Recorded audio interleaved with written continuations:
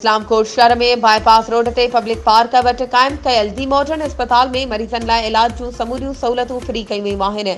अस्पताल में हादसाती ऐं हंगामी सार संभाल, नॉर्मल डिलीवरी, ऑपरेशन थिएटर, नवनि ॼावल ॿारनि जी नर्सी, रत जी चकास लाइ लेबोरेटरी, दिल जी पट्टी, ईसीजी, नर्सिंग सार संभाल, मेडिकल स्टोरी, अल्ट्रासाउंड, एक्सरे, ओपीडी, इमरजेंसी इलाज लाइ वार्ड, ॿारनि जी दाख़िला लाइ वार्ड, औरतुनि जी दाख़िला लाइ वार्ड समेत एम्बुलेंस जी सहूलियत मौजूदु आहे।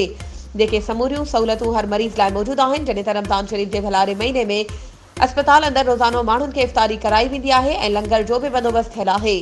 अस्पताल ॿाहिरां मिठे पाणी जो आरओ प्लांट बि लॻायो वियो आहे। उन ई सिलसिले में दी मॉडर्न अस्पताल जे एडमिनिस्ट्रेटर शहज़ाद अहमद सहाफ़ियुनि खे विज़िट दौरान ॿुधायो त शहर ऐं बहिराड़ी जी आवाम खे इलाज जूं सहूलियतूं फ़राहम करण लाइ हिकु मुनफ़रिद ऐं जदीद अस्पताल क़ाइमु कई वई आहे, जंहिंमें नालेवारा डॉक्टर, डॉक्टरियाणियूं ऐं तजुर्बेकार स्टाफ मरीज़नि जी चकास लाइ 24 कलाक मौजूदु आहिनि। तमामु मरीज़नि जे चेकअप इलाज समेत डिलीवरी मुफ़्त में आहे। असां मरीज़नि खे मल्टीनेशनल कंपनियुनि जूं दवाऊं बि अधु रेट खां घटि रक़म ते ॾियूं था।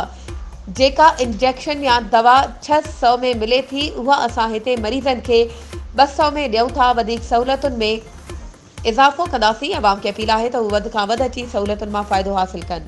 वधीक ख़बरुनि ऐं अपडेट्स जे लाइ असांजे चैनल खे सब्सक्राइब कयो ऐं हा, बेल आइकन खे प्रेस करणु न विसारिजो त जीअं असांजी हर नई अचण वारी वीडियो तव्हां ताईं पहुची